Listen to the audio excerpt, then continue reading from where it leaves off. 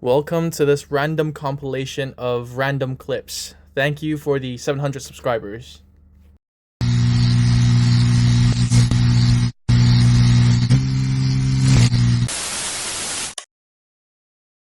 So, first of all, thank you guys for the 700 subscribers. Basically, this is just going to be a random compilation of old clips that I had, and I didn't really have the chance to film. This is like a unboxing video. It's also sort of like I've received a lot of packages from my friend recently. He's found some new interesting species, which I think is probably undescribed yet. So there's going to be quite a lot to go through this video. There's also going to be some other clips of some other interesting species I have in my collection now. It's not the most updated video. It's not the, it's not the latest collection that I have, but it's something I want to share with you guys because I thought it was something special. So a disclaimer before we start, as you can see right here, this centipede, it's not the best packaging in the world, but a lot of the people that ships invertebrates do package them like this. It's not my choice on how they package their animals, but I do not generally support this method of packaging. I do think that packaging can be improved, but I do have to say that tissue does protect the animal in a lot of ways.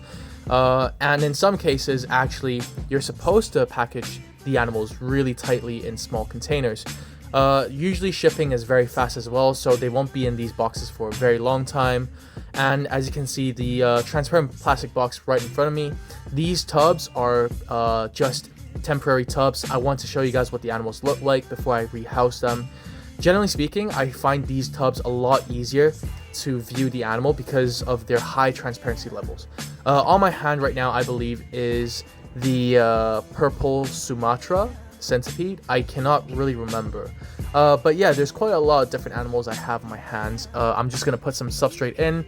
The substrate I'll be using across this video are mostly going to be a mixture of cocoa fiber and a mixture of some jungle mixed soil. So it's, generally speaking, it's just very simple substrate you can find anywhere in pet stores and reptile stores.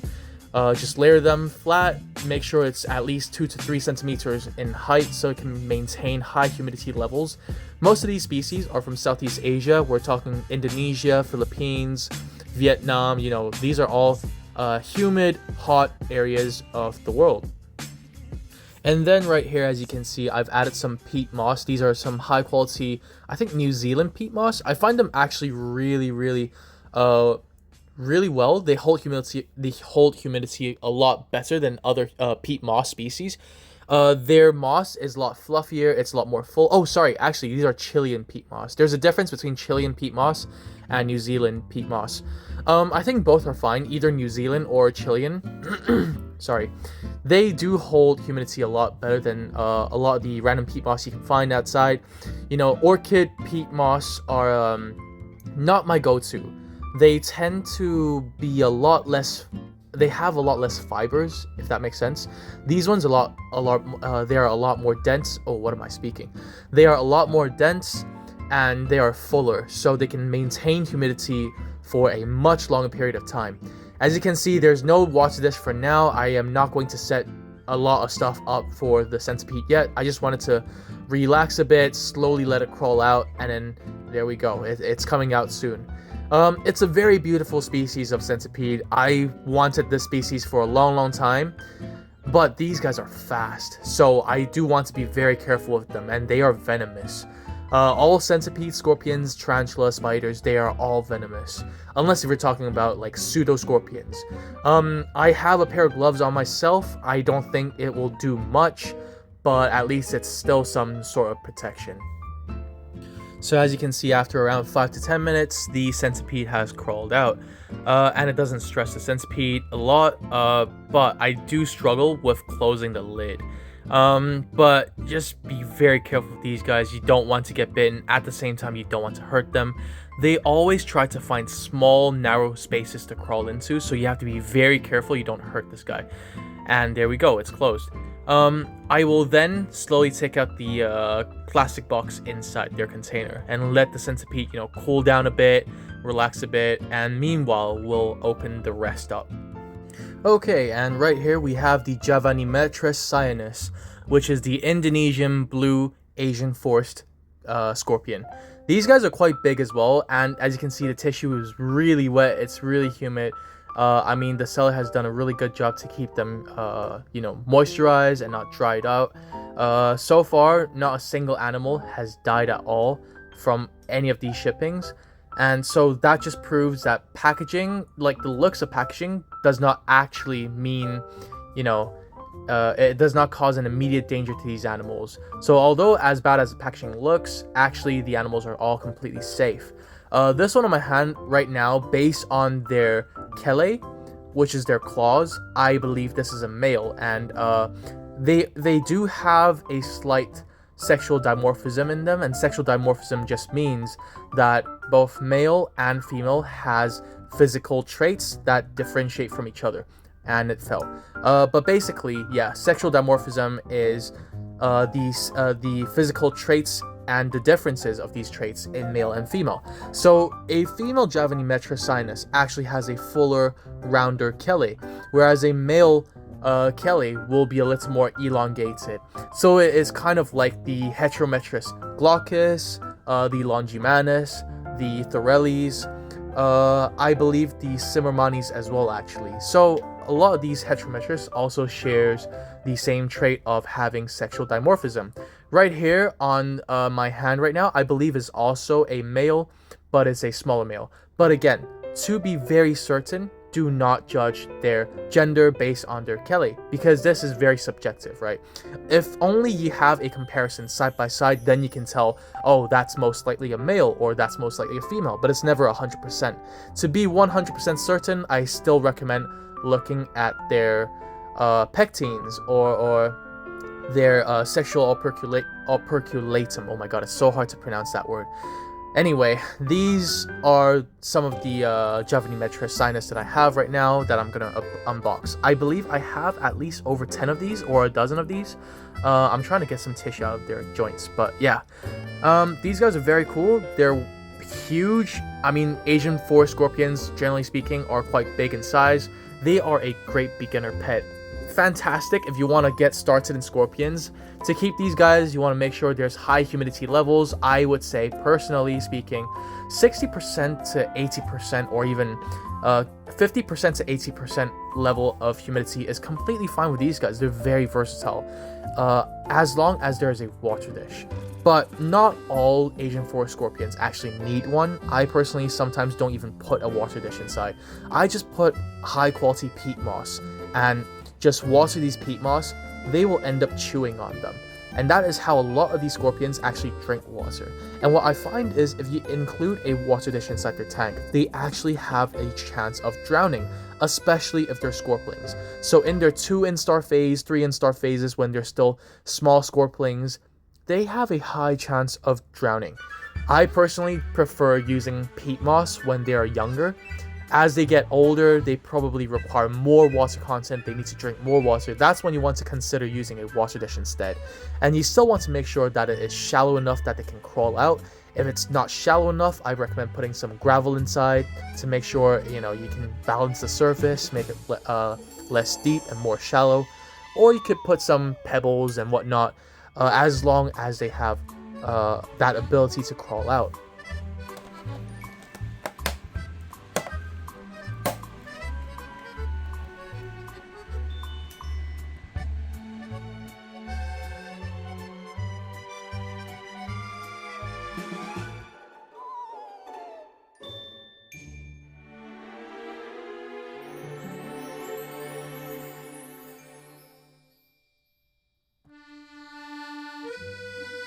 So before we move on, I really want to share you guys this beautiful male I have in my hand.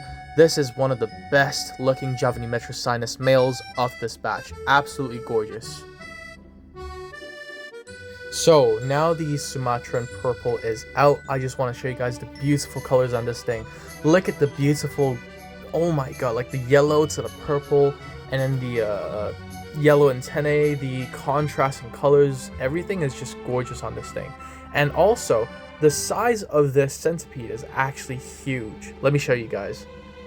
So my height's almost 6'2", and look at the size of this thing on my arm. My wingspan is like 180 something centimeters, like 185 centimeters in wingspan.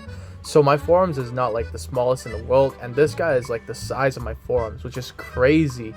And the thickness on this boy is insane.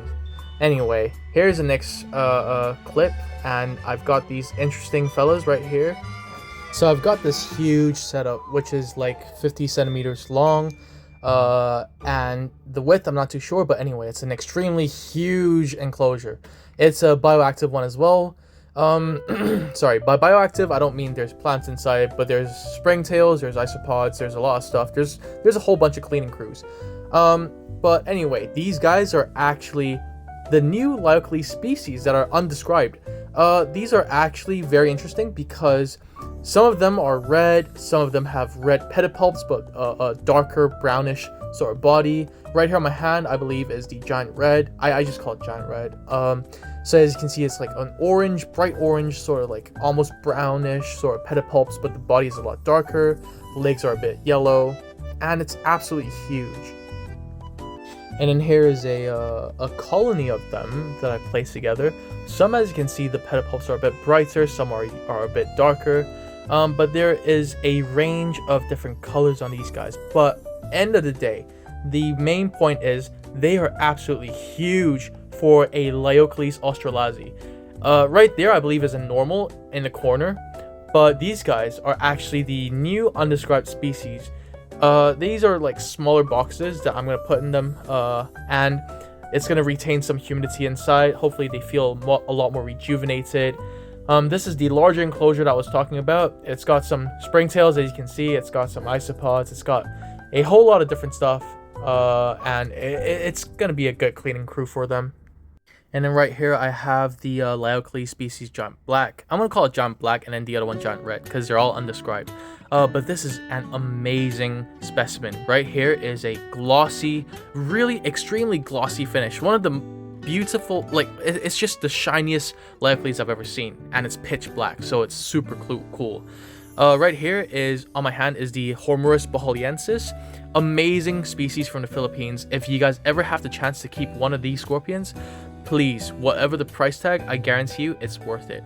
The male and female, again, there is a sexual dimorphism. Male look like this. They've got an extremely long pedipalp, whereas the female has a shorter one. But these are beautiful species. So if you guys ever have the chance to, just keep one. And aside from the Hormurus boholiensis, here is just me free-handling a Giganti. Obviously, I don't recommend people free-handling centipedes. They're kind of crazy, but hey, I'm willing to take the risk. So it is what it is. And then right here, I've got some extremely rare Highland Paradoxa. These guys are super rare, so I'm really stoked to have these guys in my collection now. And some fantastic news is the Opistophthalmus palpus that I have in captivity has finally given birth. But by now, honestly, this video is like ages ago. By now, all these offsprings have gotten off their mother's back, and they're already 3 instars. So this video has been a while. So yeah. Anyway, this is what they both look like. They're in these reptile tubs, reptile shelf, whatever you call it. Basically, it maintains temperature. It controls humidity a lot better. And yeah, I'm just really stoked to have these guys give birth to these offsprings. Something else that is also kind of special and I want to share with you guys is I've got these really interesting species of gigantometris. Now, they are not Titanicus and they are not Swammerdami. You can tell in the colors they are very different, but I do not want to disclose what species these guys are yet because they are extremely rare in the hobby. Not many people actually has this species, and I can guarantee you guys there's not a lot of this in captivity in the entire world. These guys are hands down the rarest species I have ever imported, and these guys are actually insanely expensive. But anyway, these guys are Gigantometris something, and I'm not going to give away the hint, but it will be very obvious in some clips maybe. You can really tell in the contrast of colors. These guys are just not your average Swammerdamys or Titanicus or whatnot. They are something special. So this one is slightly larger than the other ones. So this one has a clearer contrast in colors. As you can see in the chelae, the pedipalps, the legs, and actually even the carapace area. There's a huge difference between the coloration on these guys and your average Swammerdames or Titanicus. It's just absolutely gorgeous. The color is so bright, it's so vibrant, and when it's an adult, it's even more vibrant and bright on these guys. It's just beautiful. Like, not something that I personally have seen at all. It's my first time keeping these species, my first time ever encountering an alive looking specimen. This is just, I am super grateful to be able to keep this species, and I honestly hope I can have a few successful breeding projects with this one, because I do want to maintain the numbers of this in captivity. And then right here, please ignore the dead imperator. It is unfortunate that I have a dead imperator in my collection, but I found a specimen that looks a bit interesting. The colors are a lot brighter for some reason. I am not sure if it's a leucistic or melanistic or whatever you call it. It's definitely not an albino, but it just looks a lot brighter in color. If you look at the entire body, it's more lenient towards brown, towards yellow. The Kelly is a lot more reddish rather than dark red or black. So generally speaking, this thing is something interesting as well. It's a very interesting specimen that I do not know what has happened to it. It seems to have a lack of melanin.